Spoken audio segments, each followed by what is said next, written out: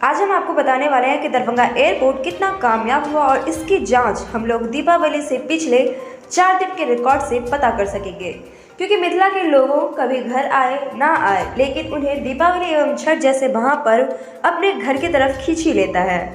तो दोस्तों, जब दरभंगा से बाहर रहने वाले लोग अपने घर मिथिला आते थे तो उन्हें पटना एयरपोर्ट पर आना पड़ता था, जिसके बाद वहां से वो गाड़ी लेकर विभिन्न जिलों के लिए निकलते थे। लेकिन वहां जाम जैसी समस्या से लोग काफ़ी परेशान रहते थे। लेकिन ठीक इसके विपरीत लोगों का ही कहना है कि अभी हम बाहर से ही आते हैं और पटना एयरपोर्ट की जगह दरभंगा एयरपोर्ट को चुनते हैं और अपने जिला में बहुत ही आसानी से अपने घर तक पहुंच पाते हैं। तो चलिए दोस्तों, शुरुआत करते हैं कि दरभंगा एयरपोर्ट बन जाने से दीपावली जैसे खास मौकों पर हमारे कितने भाइयों एवं बहनों ने दरभंगा एयरपोर्ट से सफर किया है।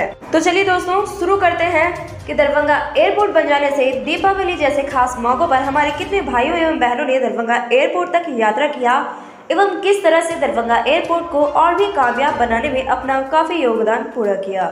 तो दोस्तों, सबसे पहले बात करें तो 30 तारीख 10वां महीना 2021 को कुल 2082 लोगों ने दरभंगा एयरपोर्ट से आगमन एवं प्रस्थान किया। वही 31 तारीख की बात करें अगर तो कुल मिलाकर 2755 लोगों ने दरभंगा एयरपोर्ट पर आगमन एवं प्रस्थान किया, जो कि एक बड़ी संख्या है।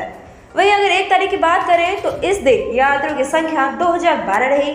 फिर उसके अगले दिन यानी कि 2 तारीख 11वां महीना 2021 को 2029 यात्रियों ने सफर किया। फिर आते हैं हम 3 तारीख 11वां महीना 2021 की। इसमें 1975 लोगों ने दरभंगा एयरपोर्ट से आगमन एवं प्रस्थान किया।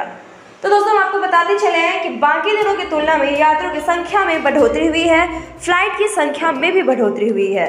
तो हम सीधे तौर पर ये कह सकते हैं कि दरभंगा एयरपोर्ट बनने से लोगों को अपने जिला में अपने घर तक पहुंचने में बहुत ही सहूलियत महसूस हो रही है। तो दोस्तों, ये थी हमारी आज की रिपोर्ट। आपको हमारी रिपोर्ट कैसी लगी कमेंट्स में ज़रूर बताएं।